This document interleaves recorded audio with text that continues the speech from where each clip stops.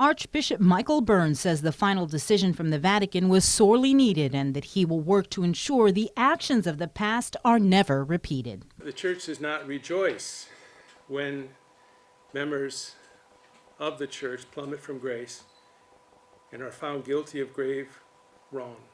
In this case, the grievous sin of child abuse.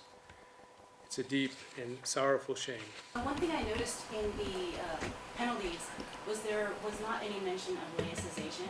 So does this in effect mean that Apuron can still hold Mass, deliver sacraments, just not on Guam but elsewhere? And if that is the case, then what does this conviction truly mean?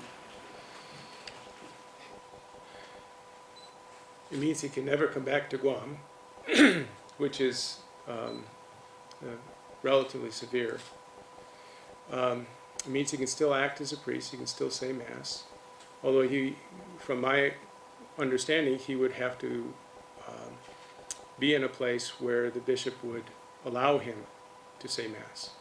So there's still some,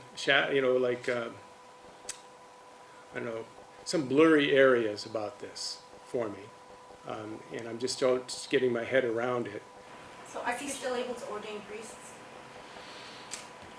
That's an interesting question, and that's a question I know the canon lawyers have said this is an issue, because he probably wouldn't be asked to be the first to ordain, but he could be a co-ordination person. So that's yet to be, somebody's going to have to clarify all that. The final decision from the Vatican brings closure to his victims, Roland Sondia, Walter Denton, the family of the late Joseph Sonny Kanata, Roy Quintanilla, Mark Apuron, and victims only identified as CCC and DM to protect their identity. I would have preferred that he was defrocked, but the fact that he's no longer going to be the Bishop of Guam is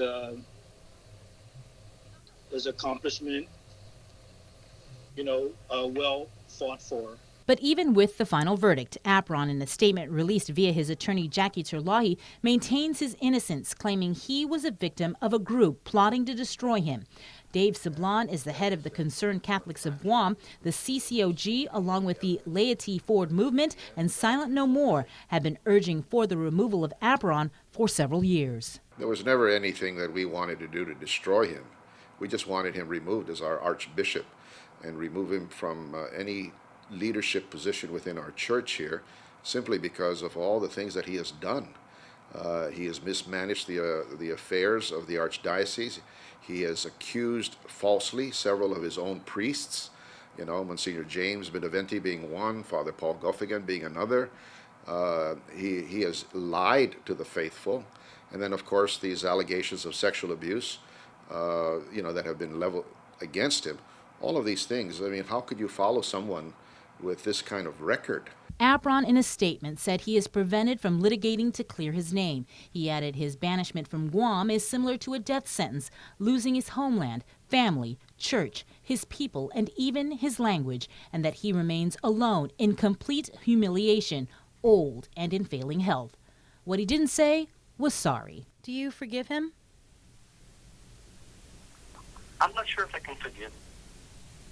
He spoke so much about all the suffering that he's been going through. What about us? To be hopeful and to expect that he would apologize is just not realistic. There's no sense in holding on to false hope that he's ever going to apologize to his victims. The final decision from the Vatican also now makes Archbishop Michael Burns the official leader of the Catholic Church on Guam. Reporting for Guam's News Network, I'm Sabrina Salas, Matanani.